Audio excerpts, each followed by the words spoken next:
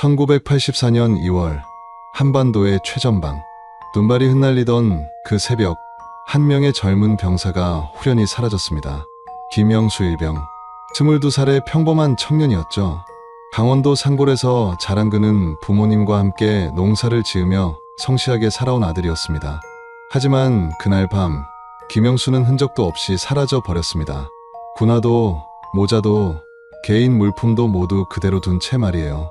과연 김영수 일병에게 무슨 일이 일어난 걸까요? 그날의 흔적에서 전해드립니다. 오늘의 이야기를 시작하기 전에 잠깐만요. 구독과 좋아요를 눌러주시면 이러한 이야기들을 계속 전할 수 있는 큰 힘이 됩니다. 1984년 2월 15일, 그날은 평소와 다를 바 없는 하루였습니다. 김영수는 새벽 5시에 기상하여 세면을 마쳤어요. 동료 병사들과 함께 조용히 아침 식사를 하고 일과를 시작했죠. 최전방 부대의 일상은 언제나 긴장감 속에서 이루어졌지만 그날만큼은 특별할 게 없어 보였습니다. 하지만 동기인 박정호 병장의 증언에 따르면 김영수의 모습이 평소와는 조금 달랐다고 해요. 그날 영수는 말이 없었어요.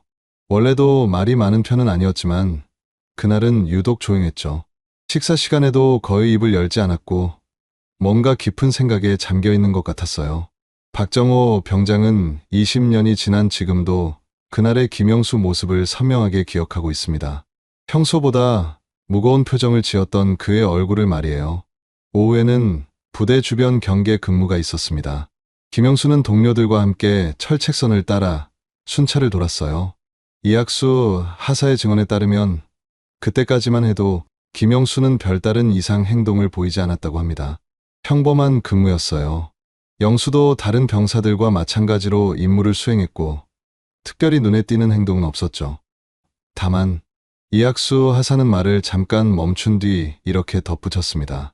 그날 오후 북쪽 철책 근처에서 조금 이상한 발자국을 봤어요. 오래된 것 같기도 하고 최근 것 같기도 하고 확실하지는 않았지만 뭔가 신경에 걸렸죠. 그 발자국이 김영수와 관련이 있을까요? 아니면 단순히 우연의 일치였을까요? 저녁 시간이 되었습니다. 김영수는 동료들과 함께 저녁 식사를 했어요. 여전히 말은 적었지만 아무도 그것을 이상하게 생각하지 않았습니다. 워낙 내성적인 성격이었거든요. 밤이 깊어갔습니다. 내무반에서는 병사들이 하루 일과를 정리하며 잠자리에 들 준비를 하고 있었어요. 김영수도 평소와 같이 군복을 정리하고 침상을 정돈했습니다. 박정호 병장은 그때 김영수와 마지막 대화를 나눴어요. 내일 날씨가 좋아질 것 같다는 평범한 이야기였습니다. 김영수는 고개를 끄덕이며 작은 미소를 지었다고 해요. 그게 박정호 병장이 본 김영수의 마지막 모습이었습니다. 밤 11시, 소등 시간이었어요. 내무반의 불이 꺼지고 병사들은 하나둘 잠에 빠져들기 시작했습니다.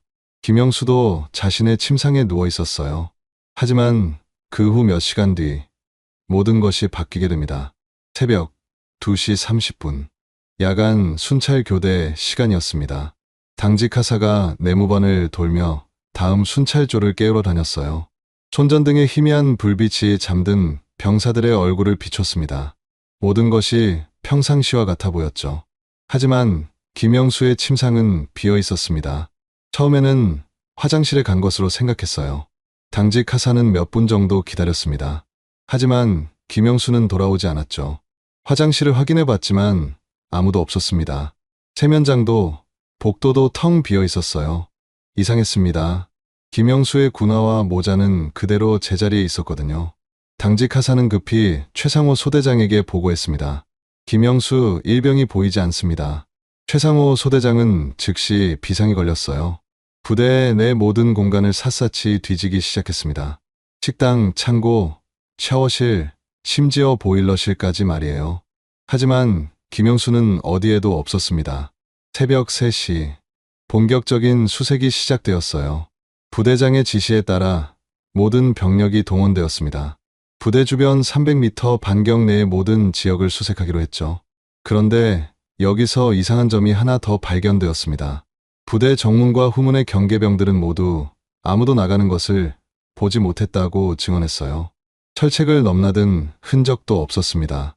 당시는 겨울이라 땅이 얼어 있었는데 발자국이나 흔적을 찾기가 더 어려웠죠. 새벽 4시가 넘어서자 수색 범위를 확대했습니다. 부대 뒷산으로 수색조가 파견되었어요. 손전등과 호루라기를 들고 병사들이 줄지어 산을 올랐습니다. 김영수, 김영수. 산속의 이름을 부르는 소리가 메아리 쳤지만 돌아오는 것은 적막뿐이었어요. 수색이 진행되면서 몇 가지 의문스러운 점들이 떠오르기 시작했습니다. 첫째, 김영수는 왜 군화를 신지 않고 나갔을까요? 맨발로 추운 겨울밤에 밖으로 나간다는 게 상식적으로 이해되지 않았어요. 둘째, 개인 물품들이 모두 그대로 있었습니다. 지갑, 사진, 편지. 탈영을 했다면 최소한 필요한 물건들은 챙겨갔을 텐데 말이에요. 셋째, 부대 경계는 철저했습니다.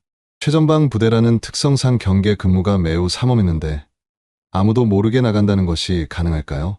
최상호 소대장은 혼란스러웠습니다.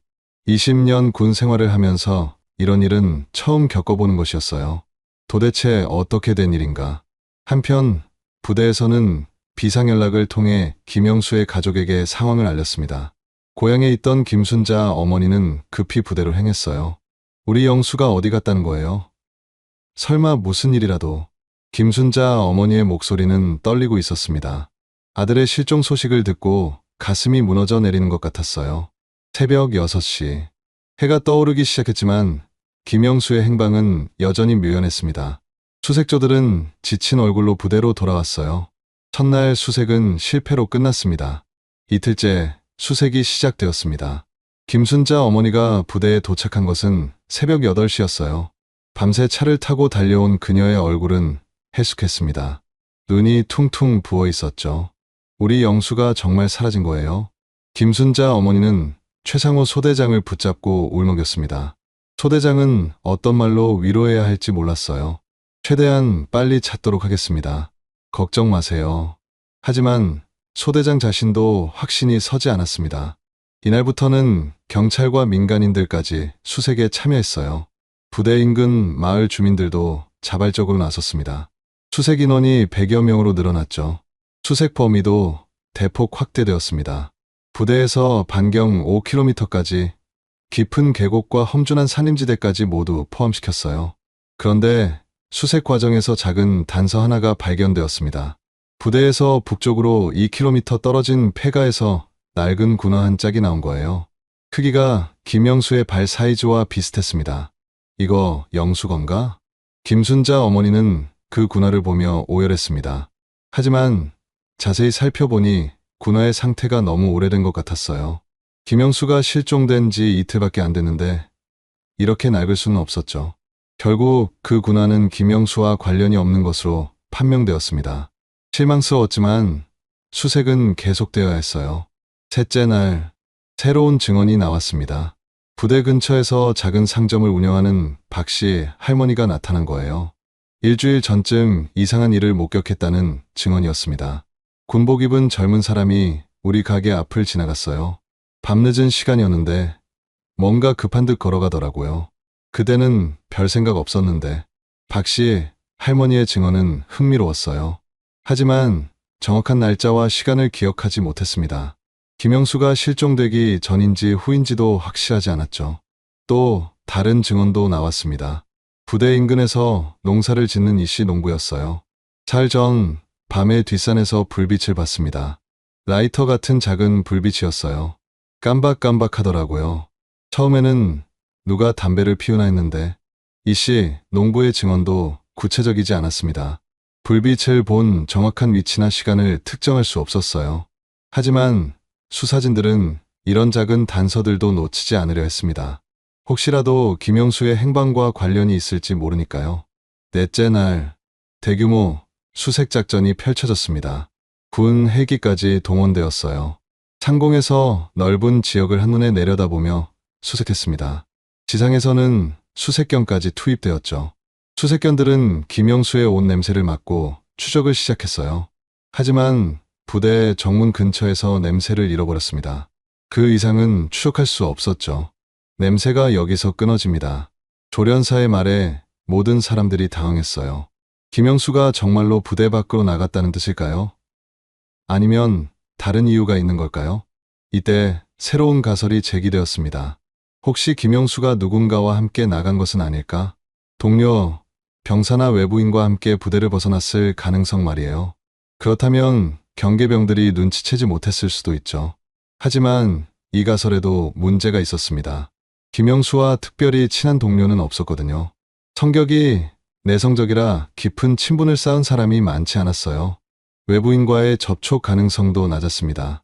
최전방 부대라는 특성상 민간인의 출입이 엄격히 제한되었거든요. 다섯째, 날이 되자 수색 작업에 변화가 생겼습니다. 경찰에서는 사건의 성격을 재검토하기 시작했어요. 단순한 실종이 아닐 가능성도 염두에 두기 시작한 거죠. 탈영 가능성은? 월북 시도는? 외부 세력의 개입은? 다양한 시나리오들이 검토되었습니다. 하지만 어떤 가설도 명확한 근거를 제시하지는 못했어요. 김순자 어머니는 매일 수색 현장을 지켰습니다. 새벽부터 저녁까지 아들을 찾겠다는 일념으로 버텼어요. 우리 영수는 그런 아이가 아니에요. 탈영이나 월북 같은 건 절대로. 어머니의 눈물 섞인 항변이 수색대원들의 가슴을 아프게 했습니다.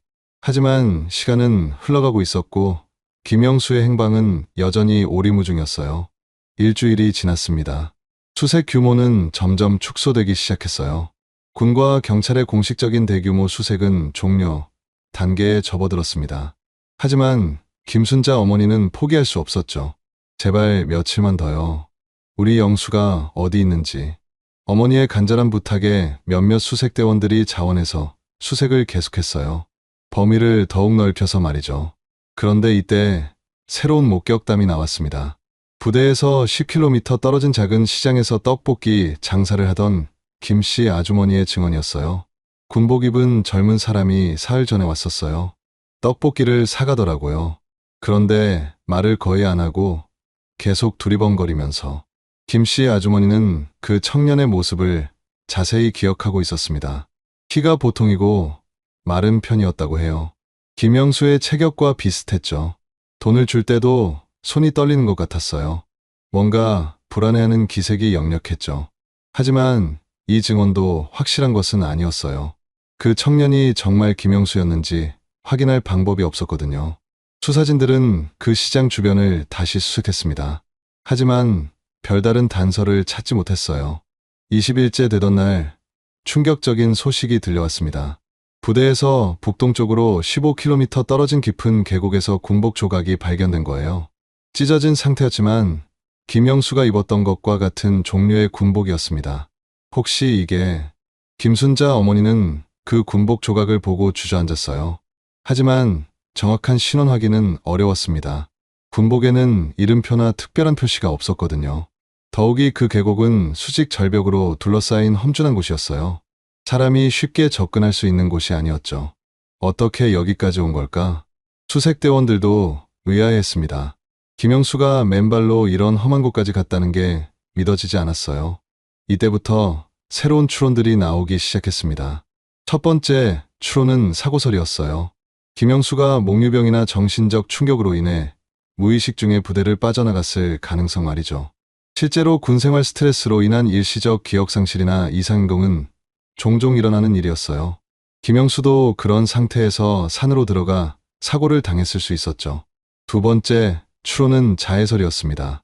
하지만 김순자 어머니는 이를 강력히 부인했어요. 우리 영수는 그런 아이가 아니에요. 힘들어도 견뎌내는 아이라고요. 실제로 김영수의 동료들도 그가 자해할 만한 징후를 보인 적이 없다고 증언했습니다. 세 번째 추론은 납치설이었어요. 외부 세력이 김영수를 납치했을 가능성 말이죠. 하지만 이 역시 구체적인 근거가 부족했습니다. 한 달이 지나자 언론의 관심도 줄어들기 시작했어요. 새로운 사건들이 연이어 터지면서 김영수의 실종은 점점 잊혀져 갔습니다. 하지만 부대 안에서는 여전히 그의 이야기가 돌고 있었어요. 병사들 사이에서는 다양한 소문들이 퍼졌습니다. 김영수가 북쪽으로 갔다더라. 아니야, 민간인으로 변장해서 도망쳤대. 들은 얘기로는 누군가가 도와줬다더라. 하지만 이 모든 것들은 추측일 뿐이었어요. 확실한 건 아무것도 없었죠. 박정호 병장은 매일 밤 김영수의 빈 침상을 바라보며 생각에 잠겼습니다. 영수야, 너 정말 어디 간 거니? 최상호 소대장도 마찬가지였어요. 부하를 잃었다는 책임감과 미안함에 밤잠을 이루지 못했습니다.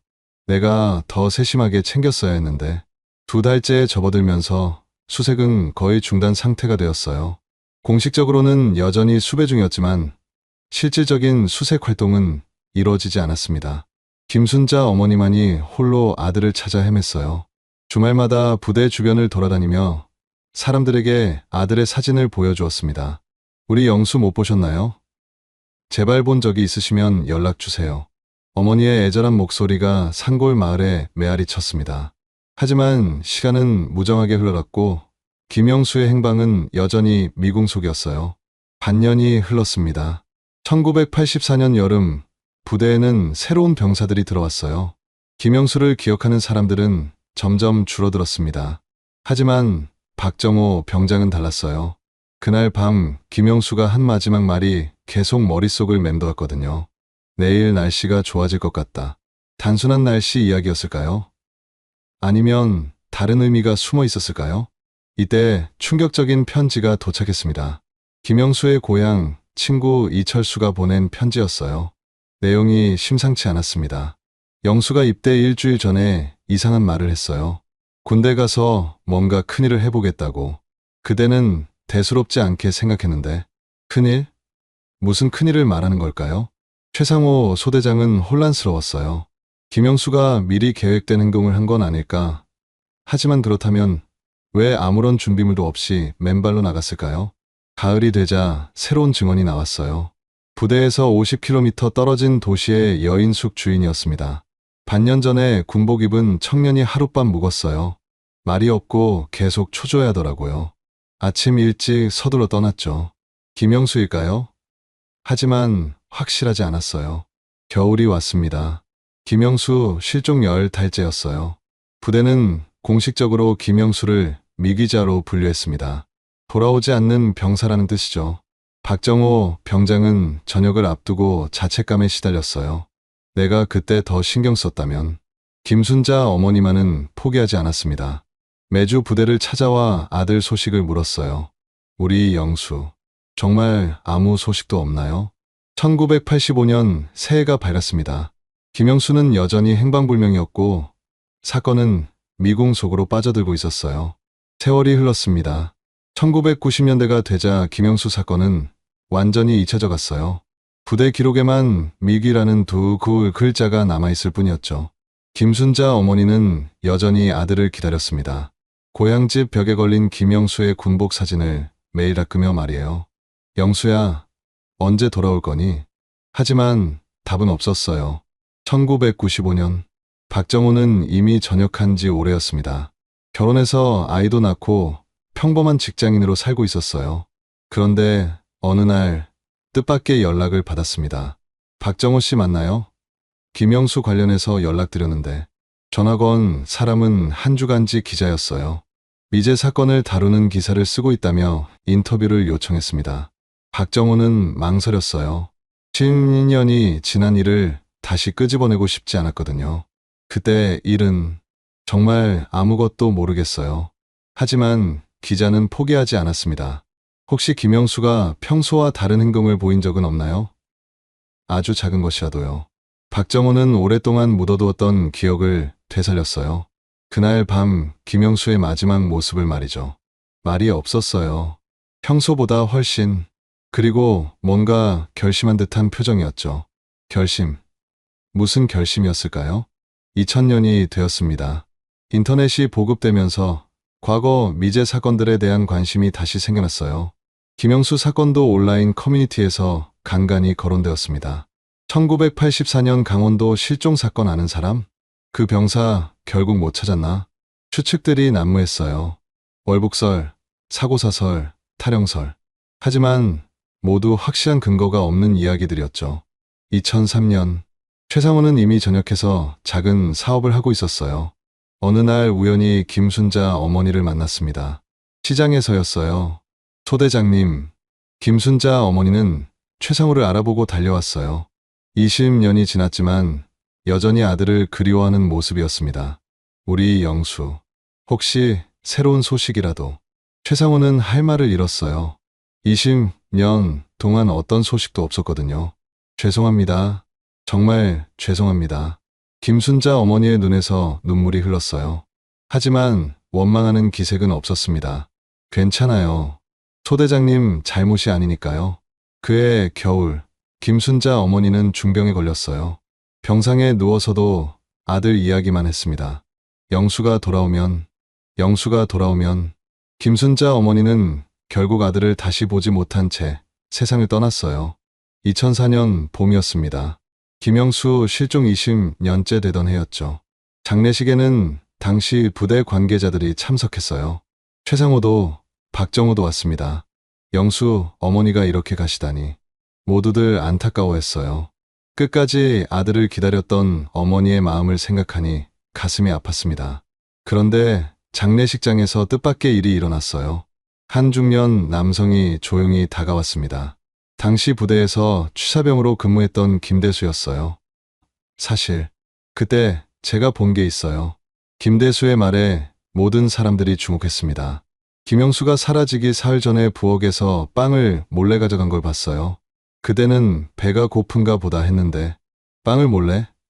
왜 그랬을까요? 그리고 실종 당일 새벽에도 이상한 일이 있었어요. 김대수는 20년 동안 묻어두었던 비밀을 털어놓기 시작했습니다. 김대수의 증언은 충격적이었습니다. 실종 당일 새벽 1시쯤 부엌에서 일하다가 밖에서 소리를 들었어요. 김대수는 떨리는 목소리로 말을 이어갔어요. 발소리였는데 누군가 조용히 걸어가는 소리였죠. 궁금해서 창문으로 내다봤어요. 그래서 뭘 봤는데요? 박정호가 다급히 물었습니다. 김영수였어요. 분명히 김영수였습니다. 군복을 입고, 아니, 정확히는 속옷 차림이었어요. 속옷 차림. 모든 사람들이 당황했어요. 어디로 가던가요? 북쪽이었어요. 철책 쪽으로. 그런데 이상한 건 혼자가 아니었다는 거예요. 김대수의 말에 모든 사람들이 숨을 죽였습니다. 누구와 함께였나요? 잘 안 보였어요. 하지만 분명히 두 명이었어요. 김영수와 다른 누군가가 20년 만에 나온 결정적 증언이었습니다. 왜 그때 말하지 않았어요? 최상호가 다그쳤어요. 무서웠어요. 혹시 제가 잘못 본 건 아닐까 싶기도 하고. 그리고 김대수는 말을 멈췄습니다. 그리고 뭐요? 그 다른 사람이 간부 같았어요. 계급장은 안 보였지만 걸음걸이나 체격이. 간부? 부대 간부가 김영수와 함께 있었다는 건가요? 정확히 누군지는 모르겠어요. 너무 어두웠고 멀리서 봤거든요. 김대수의 증언은 사건에 새로운 전환점을 가져왔어요. 만약 부대 간부가 연루되어 있다면 20년 전 수사가 제대로 이루어지지 않은 이유가 설명될 수 있었습니다. 박정호는 그제야 이해가 되는 부분들이 있었어요. 그래서 수색견이 부대 정문에서 냄새를 잃어버린 거구나. 무슨 뜻이에요? 누군가 김영수를 차에 태워서 나갔을 수도 있다는 뜻이죠. 하지만 여전히 의문점이 많았어요. 왜 김영수는 간부와 함께 나갔을까요? 자발적이었을까요? 아니면 강제였을까요? 그리고 그 후 김영수에게 무슨 일이 일어난 걸까요? 혹시 그 간부가 누군지 짐작이라도. 최상호가 물었지만 김대수는 고개를 저었어요. 정말 몰라요. 하지만 그때 부대에 이상한 일들이 많았어요. 이상한 일들이요. 며칠 전부터 일부 간부들이 비밀스럽게 회의를 했거든요. 그리고 김영수 실종 후에도 김대수는 잠깐 망설이더니 입을 열었어요.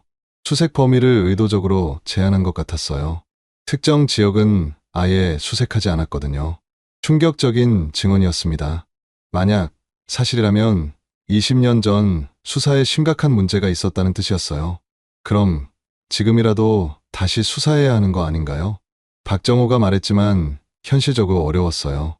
20년이 지난 상황에서 증거를 찾기는 거의 불가능했거든요. 더욱이 당시 간부들 중 상당수는 이미 전역했거나 사망했을 수도 있었어요. 김대수의 증언은 김영수 사건에 새로운 의문을 제기했습니다. 하지만 동시에 진실이 더욱 복잡하다는 것도 보여줬어요. 김영수는 정말 간부와 함께 부대를 떠난 걸까요? 그렇다면 왜? 그리고 어디로 간 걸까요? 20년 만에 나타난 증언이 오히려 더 큰 미스터리를 낳았습니다. 2004년 이후 김대수의 증언은 조용히 묻혀갔습니다. 공식적인 재수사는 이루어지지 않았어요. 너무 오래된 사건이고 구체적인 증거가 부족했거든요. 하지만 당시 부대 관련자들 사이에서는 은밀한 소문이 돌기 시작했어요. 혹시 그때 정말로 간부가 연루됐다면 추측들만 무성했을 뿐 진실에 다가갈 수는 없었습니다. 2010년 박정호는 우연히 인터넷에서 김영수 관련 글을 보게 되었어요. 1984년 강원도 실종병사 생존 가능성 제기. 제목만 봐도 가슴이 뛰었습니다. 글 내용은 이랬어요. 어떤 익명의 제보자가 비슷한 시기에 타 지역에서 신원불명의 청년을 목격했다는 증언을 했다는 거였죠. 하지만 구체적인 내용은 없었어요.